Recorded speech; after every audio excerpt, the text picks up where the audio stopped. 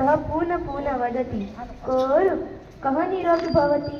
पक्षी द्वारं द्वारमटति। एकम् एव प्रश्न पृच्छति जानम् उपसाः कुर्वन्ति कः अपि उत्तरं न वदति। पक्षी निराश भवति। सः वनं गच्छति वृक्षे उपविशति च वृक्षस्य अधः आग्भट अस्ति।